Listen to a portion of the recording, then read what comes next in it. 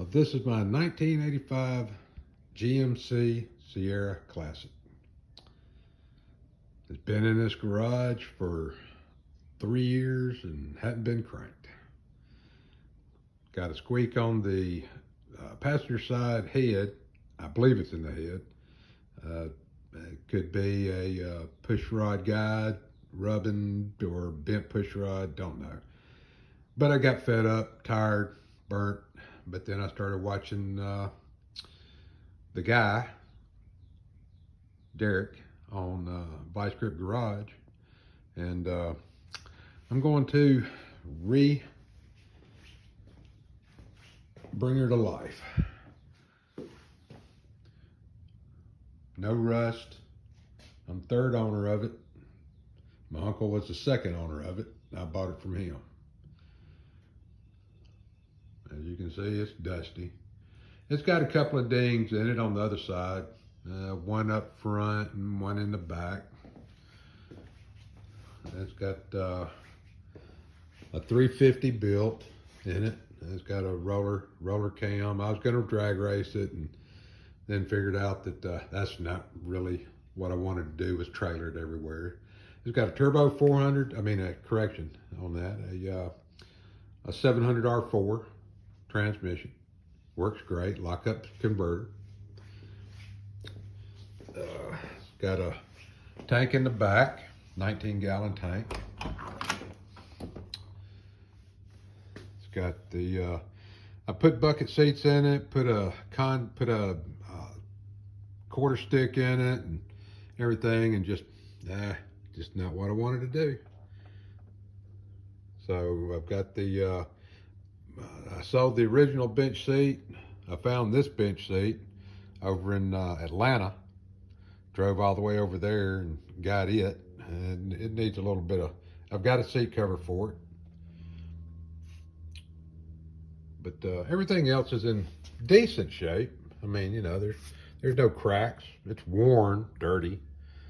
Just where elbows rub on it, you know, stuff like that. That's where the arm lays on it. It doesn't even have any the texture's rubbed off even. Got to put a new dash in it. It's got a crack here and a crack there. But I'm gonna get one of those covers and put in it. Headliner's good. I put that in there when I first got it. I've had it for close to 30 years. It came with a 305. A low 2-barrel.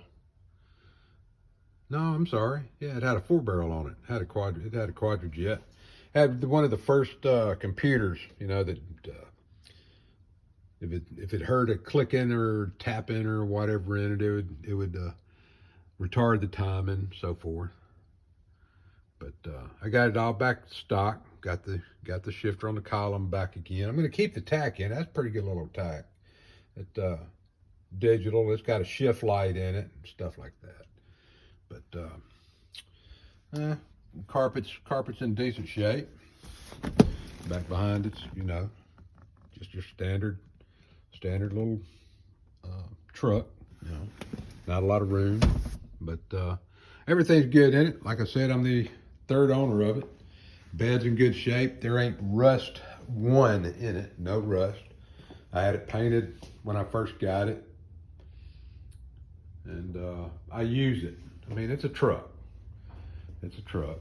It had the rails on top, and I redid that and filled the holes up. Of course, they started coming back. I got to redo that. That's my original. That's the breather I put on it. It's the tall breather, and it only had one snorkel, but I found the bottom with double snorkels, so I'm going to put the 2 snorkels on it. I've already got the other one. I'll probably end up doing some putting the bed liner type stuff in it, roll on. You know, like I said, I'm going to use it. So, but no headers. No headers on it. It had the shorty headers, but I got sick and tired of doing tightening up little 3/8 inch header bolts to keep the tick down. But you know, as you can see, I've done some. It's got some stuff on it. I got the vacuum can. Got a line lock on it. I'm gonna keep it, and it'd be fun doing some burnouts. I did put an all new 373 rear end in it with the good positive traction unit, and you know at 70 miles an hour, I'm doing about 2,800 RPM. Man, this sucker gems. I mean, it runs good. Got the AC in it, of course. When I had with the electrical fans, I put electric fans on it. It came out of a 80-something Camaro, 90-something Camaro, and fit good, run good, works well. I got an Edelbrock carburetor on it. I'm gonna have to go through it, of course. It does not have a choke. I got the electric choke over on my bench to put on it. And you know, there's some things that Derek on Vice Grip Garage has showed. I'm gonna put, I had the tall, what was it, 1.6, I had 1.6 roller rockers on it. I took them off, but roller tip rockers on it. Went with a stock, it's 7/16 studs. Went with a stock 1.5 instead of a 1.6. I think is what it is on the ratio of the lifters. And I'm going to go through and put and I had the longer push rods put in it. So I'm going to put stock push rods in it. I've got roller tip rockers, stamped roller tip rockers on it. And I'm going to put put the stock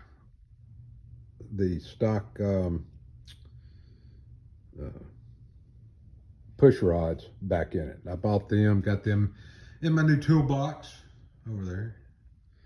So, but just some work I'm going to do to it. Thanks to Derek on Vice Grip Garage. Thanks to him, I'm gotten motivated. I cleaned it. Had crap all on the hood. You know how if a truck gets in a garage and you don't use it, it becomes a storage room. And it had stuff all in the back. It had stuff all on the hood. Couldn't even open the hood. And of course, you can see I've got cats. And you can see where the cat's been sliding down my windshield. Good, at least they cleaned that side off. I don't know why they wouldn't do that one. But at any rate, she's got dart heads on it. Like I said, I was going to drag race it, but turned out I'm not. But it's got some good Iron Eagle heads, and I elected to go with a 49cc chamber head, and it's just I'm going to keep them, and they're angle plug. They're not straight in plug. They're angle plug heads. And I did the 49cc to up my compression without boring or putting some large pistons in it. Because it is just it's a 4-bolt main, stock crate motor, bottom end. Got a steel crank in it. It's got the a comp. I can't even remember the cam, but it's a roller cam. And it's a pretty hefty cam. Doesn't cause a lot of vacuum, hence that's why that. And it doesn't idle well. And I've been looking to see how to fix that. And I've seen how to fix that, so I'm going to try it and see what it does. And I've seen people on YouTube and Googled it, and you know, they take a 1/8 inch drill bit and put in the front flappers. Put that in the air, drill a hole in each one, and that should let enough vacuum, because you got to really idle this thing up for it to idle at all. But when it's idling, that's when I get my squeal or squeak over there on the top. It's going to be either 6 or 8 cylinder. I don't know which. I don't know what it is that's making it squeak back there, but yeah, it's got a squeak, and it just I got burnt out on trying to figure it out, and so it's been sitting here for 3 years, and therefore I'm about to start working on her again. I went through and got 815s all the way around it. That's the original rims. I did take them and have them powder coated and new caps all the way around, new beauty rings, and that's about it. I'm gonna be doing some videos on her and as I go, and just document the change back in her and get her back drivable. I'm tired of her sitting in here and collecting dust when it's a beautiful truck and it needs to be on the road, and that's what I'm going to do. So look forward to some more, and I don't know how to edit. So these are going to be straight videos until I can get my daughter to teach me how to edit some stuff, and figure that out. But at any rate, that's what it's going to be. Sykes 185 channel on YouTube. So here we go. This is gonna be the start. Thanks for watching, guys. See y'all. Bye.